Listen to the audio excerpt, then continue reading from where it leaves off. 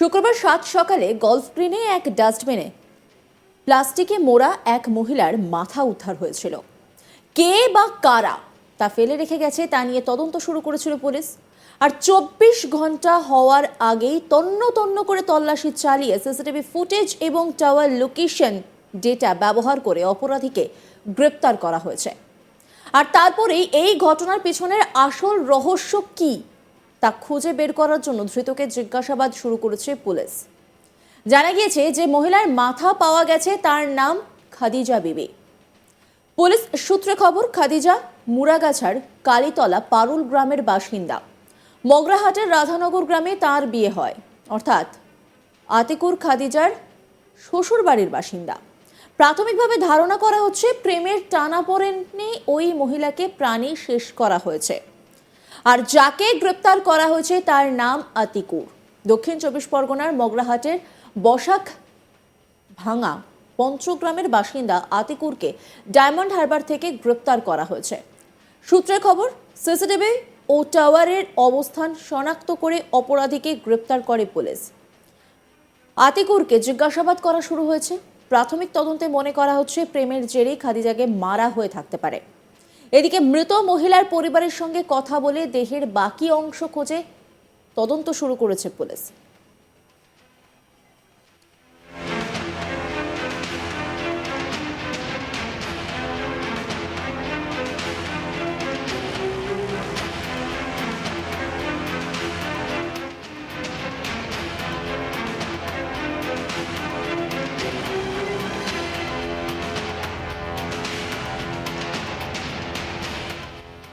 শুক্রবার ৭ সকালে শহর কলকাতায় গলফ গ্রিনে উদ্ধার হয় প্লাস্টিকে মোড়া মহিলার মাথা। আর তা ঘিরেই রীতিমতো চাঞ্চল্য ছড়ায়। ময়লা ফেলার স্তূপ থেকে প্লাস্টিকে মোড়া ওই মহিলার মাথা উদ্ধার হয় বলে খবর।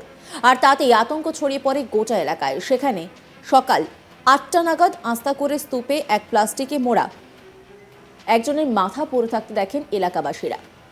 তারপরেই তারা কাউন্সিলরকে খবর দেন, তিনি পুলিশকে খবর দেন। খবর পাওয়ার সঙ্গে সঙ্গে ছুটে আসে পুলিশ। এরপরেই গোটা এলাকা ঘিরে ফেলা হয়।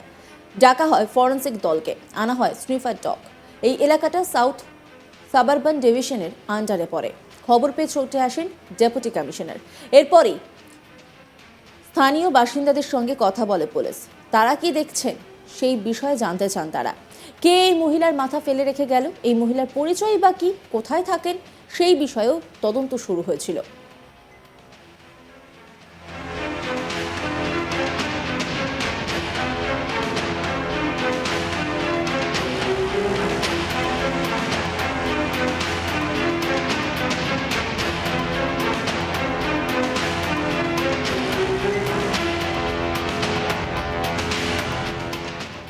এসএসডি বিদিশা কলিতা তিনি কি বলেছেন শোনাব আপনাদের।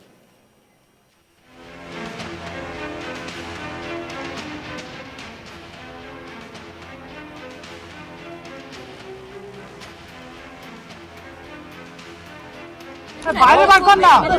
ইনভেস্টিগেশনটা আছে, একটা সেভার্ড হেডটা পাওয়া গেছে। এখন পুলিশ পুরো সব জিনিসগুলো খুঁটিয়ে দেখছে। আমরা ইনভেস্টিগেশন করছি। বাইরে বার কর না। ইনভেস্টিগেশনটা আছে, একটা সেভার্ড হেডটা পাওয়া গেছে। এখন পুলিশ পুরো সব জিনিসগুলো খুঁটিয়ে দেখছে। আমরা ইনভেস্টিগেশন করছি।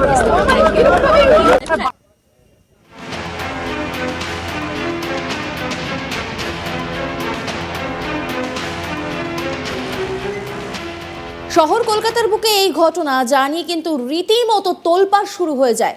এইরকম একটা জায়গায় কি করে এই ঘটনা ঘটতে পারে, রীতিমতো প্রশ্ন উঠতে শুরু করে। সেখানকার স্থানীয় মানুষদের সঙ্গে কথা বলে জানা যায়, তারা বলছেন যে এরিয়াতে এই মাথা পাওয়া গেছে সেই এরিয়াতে কিন্তু রাতের দিকে কোনো মহিলা একা যেতে সাহস পান না। শুধু মহিলা নয়, পুরুষরাও যেতে ভয় পান। সমাজ বিরোধীদের আখড়া যাকে বলা যেতে পারে, কারণ সেই জায়গায় প্রায় প্রতিদিনই কোনো না কোনো দুষ্কর্ম হয়। কাউন্সিলরকে জানানো হয়েছে, কাউন্সিলর ব্যবস্থা গ্রহণ করেছেন, তিনি পুলিশকে জানিয়েছেন এবং তারপর পুলিশকে জানানোর পর পুলিশ যখন আসে তখন পরিস্থিতি হয়তো স্বাভাবিক হয়, কিন্তু তারপর মানে পুলিশ চলে যাবার পর আবার কিন্তু সেই একই ছবি ধরা পড়ে। বারবার এই একই ঘটনা ঘটতে থাকে এবং তার পাশাপাশি যেটা বলা হয় যে মন্ত্রী নিজেও কিন্তু এই দায়িত্বভার গ্রহণ করেছিলেন, কিন্তু তারপরেও একই ছবি।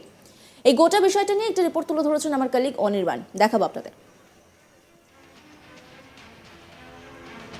এই মুহূর্তে হাড় হিম করা একটি চিত্র ধরা পড়েছিল শহর কলকাতার মধ্যে, এবং মূলত শহর কলকাতা, দক্ষিণ কলকাতার গল্ফ গ্রিন এলাকায় একেবারে গল্ফ ক্লাবের পাশের রাস্তায় গ্রাহামস রোডে গলা কাটা একটি মুন্ডু পাওয়া যায় শুক্রবার, এবং তারপর থেকেই এলাকায় চাঞ্চল্য ছড়ায়। এবং সেই চাঞ্চল্যর পাশাপাশি কিন্তু সঙ্গে সঙ্গে পুলিশি যে নিরাপত্তা, সেই নিরাপত্তা শুরু হয়, এবং সেখানে দাঁড়িয়ে কিন্তু পুলিশ নিজেদের ইনভেস্টিগেশন শুরু করে।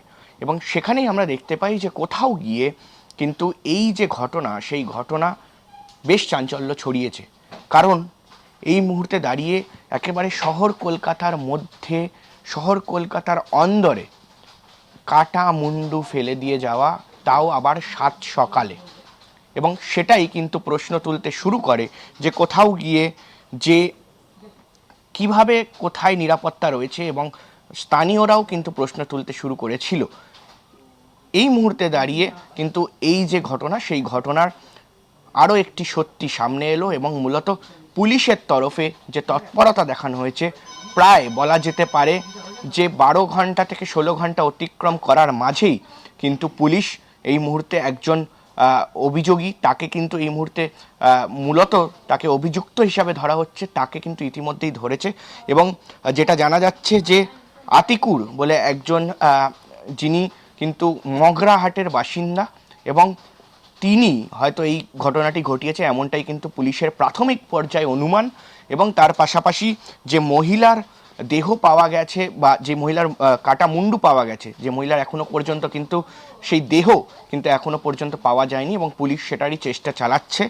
সেই মহিলা কিন্তু যা জানা যাচ্ছে যে তিনিও কিন্তু মগরাহাটে তার শ্বশুরবাড়ি, তিনি মগরাহাটে তার শ্বশুরবাড়িতে থাকতেন, এবং মূলত কিন্তু এই যে ব্যক্তি আতিকুর, সেও কিন্তু একেবারে সেই শ্বশুরবাড়ির এলাকায় থাকতেন।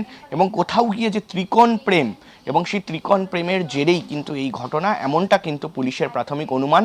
কারণ কোথাও গিয়ে এই কারণেই তাকে কিন্তু হত্যা করা হয়, এবং তার পাশাপাশি একেবারে যে বলা হয় যে মুন্ডুপাত, একেবারে মাথা কেটে নামিয়ে দেওয়া হয়। এবং তার পাশাপাশি কিন্তু এই মুহূর্তে যা জানা যাচ্ছে যে তার যে বডি, সেই বডিও কিন্তু খুব শীঘ্রই পাওয়া যাবে। পুলিশ কিন্তু ইতিমধ্যেই তাদের যে ইনভেস্টিগেশন প্রসেস সেটা কিন্তু ইতিমধ্যেই চালাচ্ছে। এবং তার পাশাপাশি মূলত আরও একটি বিষয় সামনে আসে যে কোথাও গিয়ে যখন স্নিফার ডগ বা ডিটেকটিভ ডিপার্টমেন্টের লোকেরা একেবারে স্পটে পৌঁছায়, সেখান থেকে কিন্তু স্নিফার ডগ পুলিশকে সরাসরি একটা যে অ্যাপার্টমেন্ট, সেই অ্যাপার্টমেন্টে নিয়ে যায়। মূলত সেখান থেকে কিছু বেরিয়ে আসে কিনা এখনও পর্যন্ত যা জানা যাচ্ছে যে পুলিশ কিন্তু এই যে অভিযুক্ত, সেই অভিযুক্ত টাওয়ার লোকেশন এবং তার পাশাপাশি সিসিটিভি ফুটেজ, সেটা দেখে মূলত কিন্তু তাকে চিহ্নিত করা হয়, এবং ইতিমধ্যেই তিনি পুলিশি হেফাজতে রয়েছেন, এবং তার পাশাপাশি ফরেনসিক পরীক্ষাও চলছে। কোথাও গিয়ে পুলিশের তরফে বলা হচ্ছে যে খুব শীঘ্রই হয়তো কিন্তু এই যে ঘটনা, সেই ঘটনা নিস্তার হতে চলেছে, এবং যিনি অভিযুক্ত তাকেও ধরা হবে, এবং তার পাশাপাশি কিন্তু সামগ্রিক যে বিষয়, সেই বিষয়টাও কিন্তু আরও স্পষ্ট হতে চলেছে। নজর রাখুন আজ তাক বাংলার ইউটিউব স্ট্রিমিংয়ে।